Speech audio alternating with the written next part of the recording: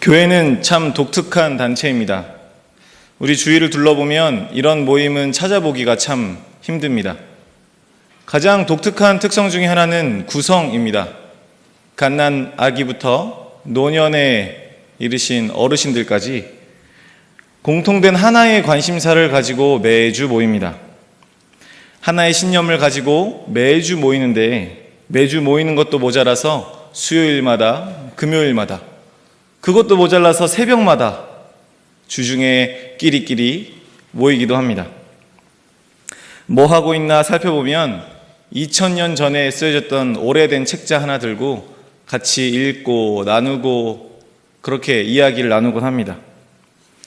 그런다고 돈이 더 생기거나 더 큰 명예가 생기거나 권력을 얻게 되는 것도 아닙니다. 오히려 모이면 돈을 써야 하고요. 명예나 권력을 내려놓고 서로를 사랑하자 이렇게 이야기합니다. 다른 곳에서 쉽게 찾아볼 수 없는 독특한 모임입니다. 그래서 자주 사용하는 표현이 있습니다. 공동체라는 단어입니다. 참 구시대적인 단어입니다. 우리는 상당히 집단주의적인 사회에서 살고 있습니다. 이런 사회에서는 개인의 자유보다 집단의 이익이, 개인의 목표보다는 집단의 이익이 더 우선되곤 합니다. 그러다 보니 개인이 존중받지 못하는 경우가 참 많고요. 특히 사회적 약자들이 손해보는 일이 빈번하게 일어납니다. 그에 대한 반성이 일어나서 지금은 개인주의적인 생활 양상을 쉽게 주위에서 발견할 수 있습니다. 혼자서 무언가를 한다는 것이 굉장히 자연스러워졌죠.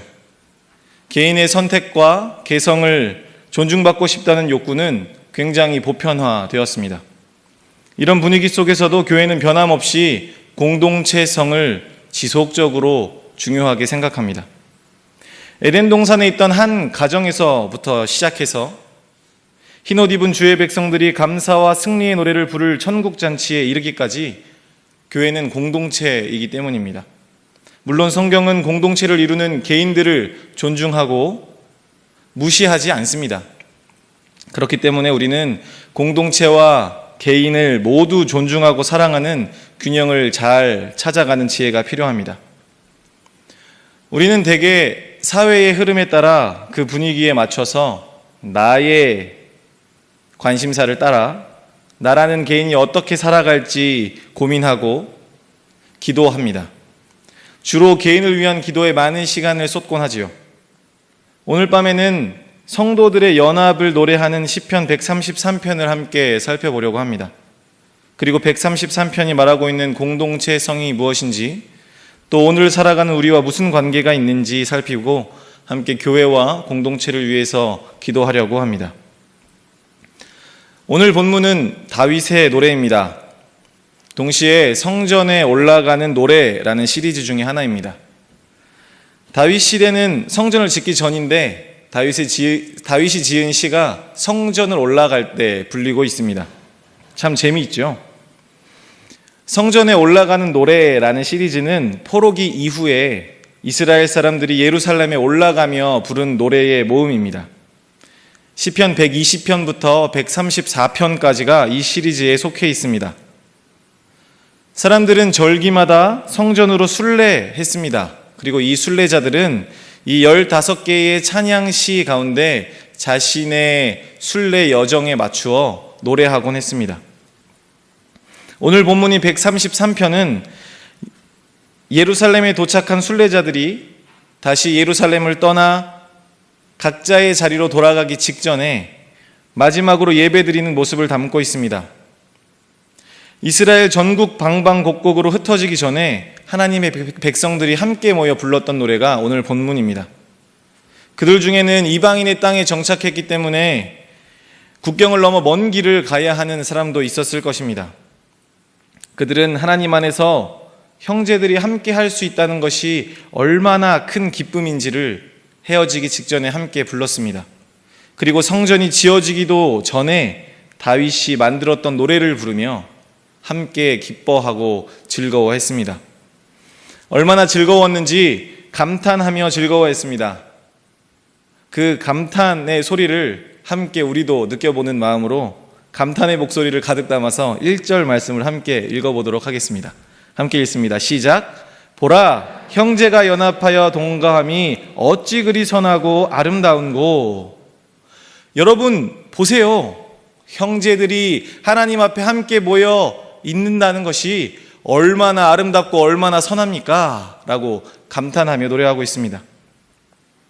성전에 모인 백성들은 함께 탄성 속에서 노래하고 있습니다. 우리가 함께 하는 것이 이렇게 선하고 이렇게 아름답습니다. 라고 말입니다. 여기서 선하다는 말은 창세기 1장에서 하나님께서 온 우주 만물을 창조하시고 그것을 보시며 참으로 보기 좋다라고 하실 때 외치셨던 바로 그 단어입니다. 하나님께서 세상을 창조하시고 사용하셨던 그 감탄사가 지금 여기에 다시 한번 사용되고 있습니다. 어디서요? 형제가 함께 거하는 바로 그 장소에서 말입니다.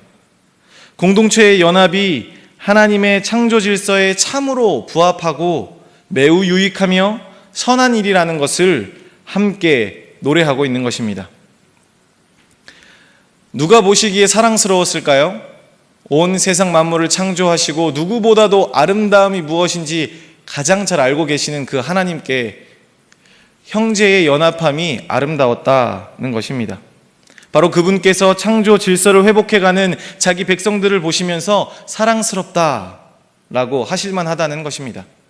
또 형제 자매와 함께하는 것이 우리 서로에게도 기쁘고 선하고 아름답다 하고 노래하고 있습니다. 곧 각자의 삶의 터전으로 흩어질 하나님의 백성들이 예루살렘에 모여 있습니다. 이 순례객들은 서로 하나가 된 것이 하나님 보시기에도 좋고 함께 모인 우리에게도 좋다 하며 기쁜 마음으로 아름답게 찬양하고 있습니다. 하나님의 백성으로서 우리가 여기서 모여 함께 하는 것이 참으로 놀랍고 기쁩니다. 우리 교회가 함께 모일 때마다 이런 감탄과 찬양이 넘쳐났으면 좋겠습니다. 우리가 함께하니 얼마나 아름답습니까? 하나님이 보시기에 얼마나 사랑스럽습니까? 하는 감사와 찬양이 있기를 바랍니다. 예배의 자리에 나와서도 하나님 이곳에서 온 세상을 만드신 하나님의 창조의 질서가 회복되고 있으니 우리가 하나님을 찬양합니다. 감사합니다 하는 노래가 우리 마음속 깊은 곳에서부터 흘러나오기를 간절히 바라봅니다. 순례자들은 이 노래를 부르면서 이 기쁨과 형제의 하나됨을 두 가지로 빗대어 이야기하고 있습니다. 그리고 우리는 이 비유 두 가지를 통해서 하나님의 백성이 하나 된다는 것이 무슨 뜻인지 힌트를 조금 얻을 수 있습니다. 첫 번째 비유는 보배로운 기름입니다. 두 번째 비유는 헐몬산의 이슬입니다. 이 두 가지 비유가 2절과 3절의 상반절까지 등장하는데요. 함께 2절과 3절의 상반절을 읽어보도록 하겠습니다. 함께 읽겠습니다. 시작. 머리에 있는 보배로운 기름이 수염 곧 아론의 수염에 흘러서 그의 옷깃까지 내림 같고 헐몬의 이슬이 시온의 산들에 내림 같도다. 아멘. 하나님의 백성이 하나 되는 것이 마치 보배로운 기름이 아론의 수염 위로 흘러 옷깃을 적시는 것 같다라고 이야기하고 있습니다. 이것은 당시 백성들에게 아주 큰 특별한 의미를 부여했을 것입니다. 당시 백성들은 아론이라는 말을 들으면 제사장을 떠올렸을 것입니다. 레위 지파 중에서도 특별히 아론의 자손들이 제사장으로서 성막과 성전에서 봉사했기 때문입니다. 수많은 제사장들 중에서도 첫 번째 제사장, 대제사장이었던 아론이 언급되고 있습니다. 그리고 기름이 흘러내린다라는 표현을 듣는 이스라엘 백성들은 제사장이 세워지는 장면, 특별히 아주 특별한 제사장의 임명을 상상했을 것입니다. 흘러내리는 기름도 보배롭다라고 이야기하고 있습니다. 이것이 하나님의 백성이 하나 되는 것과 무슨 관계가 있을까요? 도대체 기름이 흘러내리는 것이 어딜 보아 선하고 아름다운 것과 연관이 될까요? 이스라엘 중에 대제사장이 그러했듯이 하나님의 백성은 구별된 존재다라는 점에서 매우 밀접한 관계가 있습니다. 하나님의 백성은 성별된 존재입니다. 단순히 다르기 때문이 아닙니다. 특별한 자격도 능력도 없지만 하나님께서 특별한 일을 맡기셨기 때문입니다. 출애굽한 백성들을 향하여서 하나님께서는 너희는 나의 제사장 나라가 되라 라고 하셨습니다. 제사장은 하나님의 거룩함과 존귀함을 드러내며 백성들에게 하나님의 구원과 용서와 생명을 드러냅니다. 하나님의 제사장 나라 역시 그렇습니다. 세상을 향하여 하나님의 용서와 구원을 드러내야 합니다. 그것을 가장 극명하게 나타내는 순간이 형제들이 함께 모여 창조자께서 우리 구원자이신 구원의 하나님 되심을 인정하고 경배할 때, 하나님의 백성은 하나님의 구원 역사의 결과물이자 첫 열매로서 하나님의 살아계심을 드러냅니다. 우리의 만남과 모임은 우리를 성별하신 하나님을 잘 드러내고 있습니까? 아니면 우리 모임에 세상의 가치관과 질서가 고스란히 자리 잡고 있습니까? 예수님의 동생인 야고보는 세상의 가치관을 따라 차별을 일삼는 이들을 보며 경건은 곧 고아와 과부를 그 환난 중에 돌보고 또 자기를 지켜 세 속에 물들지 아니하는 그것이니라고 하였습니다. 왜곡된 질서와 자기중심적인 가치관이 성도들의 모임에 들어오지 않도록 잘 지켜야 합니다. 하나님을 모르는 이들도 할 수 있는 이야기와 활동들을 하면서 하나님의 구원의 이야기를 나누는 시간과 기회를 빼앗기지 않도록 중심을 잘 지켜야만 합니다. 야고보서 2장 1절이 말하는 것처럼 우리는 영광의 주 곧 우리 주 예수 그리스도에 대한 믿음을 가진 자들이기 때문입니다. 어떤 분은 모일 때마다 하나님 얘기하는 것이 노잼이라고 합니다. 요즘 친구들 말로 재미없다는 말입니다. 맨날 진지한 얘기만 하고 별로 관심 없다는 거죠. 매번 진지하고 재미없고 고리타분한 이야기만 하는 것이 싫으신 분이 계실 수도 있겠습니다. 근데 오늘 본문을 보면 오늘 본문을 가지고 찬양했던 그 옛날 이스라엘 백성들을 알 수 있습니다. 우리도 우리를 성별하신 하나님을 생각하며 찬양했던 그 옛날 이스라엘 백성들처럼 우리가 구원의 하나님을 생각하고 나누고 이야기할 때마다 그 구원의 역사를 생각하고 감사할 때마다 기쁨과 감격과 탄성이 솟아나오게 되기를 바랍니다. 이미 하나님의 구원의 이야기를 나누며 하나님의 은혜 속에 잘 교제하고 계십니까? 그렇다면 그 모임 속에서, 전도회 모임에서, 순 모임에서 더욱더 큰 기쁨이 가득하게 되기를 축원합니다. 두 번째로 등장하는 비유는 헐몬산의 이슬을 갖다는 것입니다. 상반절, 3절의 상반절만 다시 한 번 더 읽도록 하겠습니다. 시작. 헐몬의 이슬이 시온의 산들에 내림 같도다. 아멘. 3절에는 형제가 함께 거하는 것의 선함과 아름다움이 헐몬의 이슬이 시온의 산들 위로 흘러내리는 것 같다고 묘사하고 있습니다.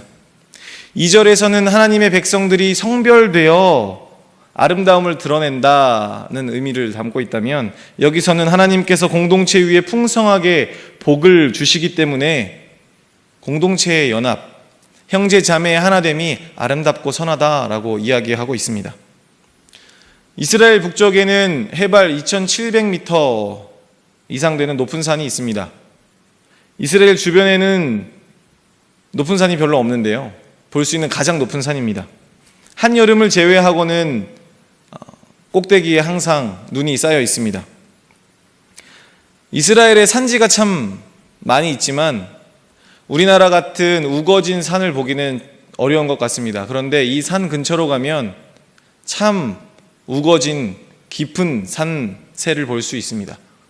이스라엘 전역에 강이 많지만 강들 또한 우기에만 흐르고 우기가 지나면 바로 말라서 어디 갔나 싶을 정도로 물이 흐르는 그런 와디라는 종류의 강이 있습니다. 그래서 사시사철 우리나라처럼 매일 물이 흐르고 있는 강을 보기는 조금 어렵습니다. 그런데 이 산 자락에 가면 물이 철철철 흘러내립니다. 사시사철 물이 계속 흐르고 있죠. 사람들은 그 산을 생각하면 엄청난 산세와 그리고 사시사철 흐르는 풍성한 물, 그리고 그곳에서 솟아나는 생명력을 느꼈을 것입니다. 그것을 상상하며 이스라엘 백성들은 뭐라고 이야기합니까? 그 산에 이슬이 흘러내림과 같이 하나님의 복이 형제들의 연합 가운데 흘러내린다라고 이야기하고 있습니다. 이 산의 이름이 헐몬산입니다. 그리고 이 산이 또 유명한 것이 있는데 바로 이슬입니다.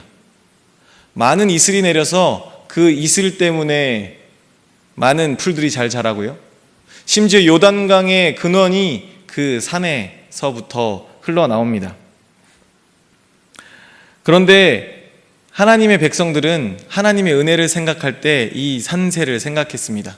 풍성한 수량, 살아있는 생명력, 그리고 그곳에서 흘러내리는 많은 이슬비들 말입니다. 그래서 함께 노래합니다. 보라, 형제가 연합하여 동거함이 어찌 그리 선하고 아름다운고 헐몬의 이슬이 시온의 산들의 내림 같도다. 예루살렘이 있는 시온산은 헐몬산에서부터 한 200km 정도 떨어져 있습니다. 그래서 직접적으로 헐몬산의 이슬이 시온산까지 흘러내리는 것은 불가능합니다. 그렇지만 지금 노래를 부르는 하나님의 백성들은 헐몬산처럼 높은 곳에서부터 내리는 이슬과 같이 하나님의 은혜가 자신들이 모여있는 시온산, 곧 예루살렘에 풍성히 덮고 있다. 예루살렘을 풍성히 덮는다라고 고백하며 찬양하는 것입니다. 이슬비를 먹고 자라 수많은 초목들이 푸르게 성장하여 거목이 되고 사시사철 계곡이 마르지 않아 생명력이 가득하듯이 하나님의 은혜가 형제 자매들이 모인 곳에 임합니다. 바로 그 자리가 형제가 연합하는 자리입니다.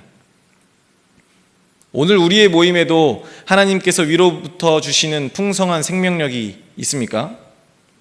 성도들이 함께할 때 그 생명의 복은 상호 복종하는 모습을 통해 나타납니다. 형제가 연합하는 자리에는 생명이 있습니다.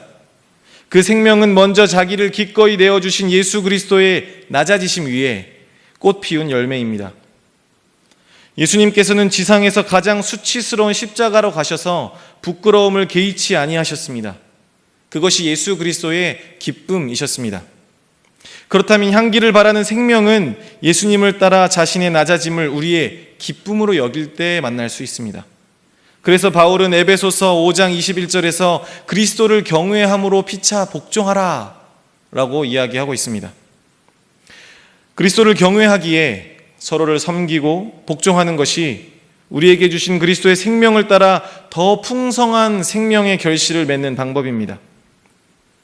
우리 서울시민교회에서 이루어지는 모든 모임 가운데 이러한 생명이 풍성하게 넘쳐나게 되기를 바랍니다.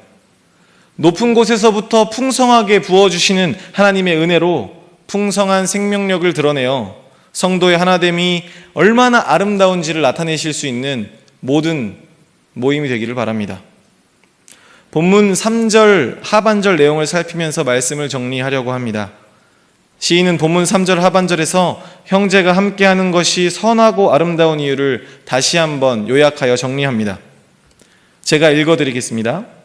거기서 여호와께서 복을 명령하셨나니 곧 영생이로다. 아멘. 원문에는 거기서라는 단어 앞에 왜냐하면이라는 단어가 들어가 있습니다. 살려서 해석하면 왜냐하면 거기서 여호와께서는 복, 곧 영원한 생명을 명령하셨기 때문입니다가 됩니다.